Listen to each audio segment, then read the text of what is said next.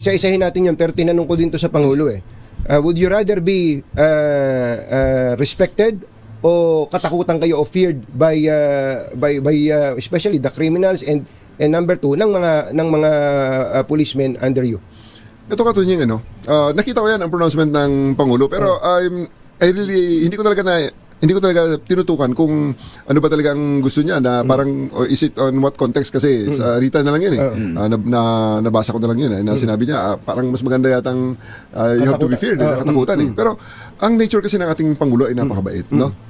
He's an all-accommodating president at we can understand well, that's most probably the reason why he got 31 million votes, the highest among the presidents ever in our history.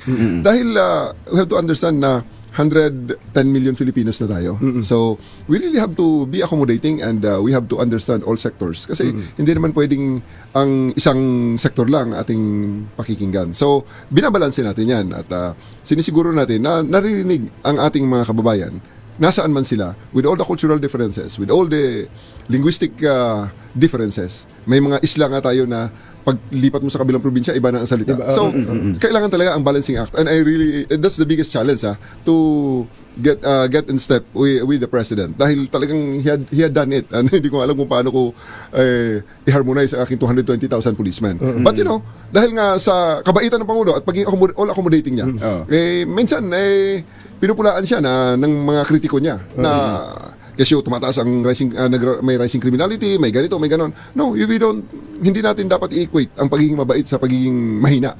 Hindi naman porke ngayon na mura ka ng mura, galit ka palagi, matapang ka sa ang persona, ibig sabihin nun, magaling ka at matapang ka at matikas ka. Hindi ganun yun. So, I would rather, ang gusto ng Pangulo palagi is we do everything within the ambit of the law. So, ganyan ang PNP ngayon. We are always conscious that everything that we do are within the ambit of the law. But make no mistake about it, we will be very, very strict and I believe that we will be very, very effective on this program. Ayun, talagang... Pwede ba tayo mag-commercial muna? Pwede ba? Wala naman. Pwede kayong humigop ng kape muna dyan. Kasi pagka hindi kami nag-commercial, may eject na po kami dito. Alam namin, may lakad po kayo eh. Sige, masubukan natin ang may kape po kami dito. Ang katunying na kape at ang katunying na ensamada.